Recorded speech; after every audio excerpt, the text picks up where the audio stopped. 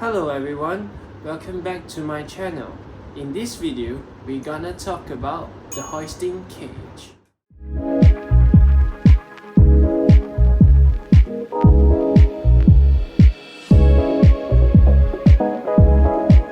Have you guys wondered how did they hoist up the bricks to the tower during the construction period? Yes, you are right, it's using the tower crane. Do you know that how did they hoist up the bricks? Yes, they are putting on the wooden pallets and hoist up with the tower crane. Do you know that this act is a very dangerous act, that these pallets are exposed to the sunlight and the rain all the time in the site? Imagine when it is hoisting up and it suddenly cracks.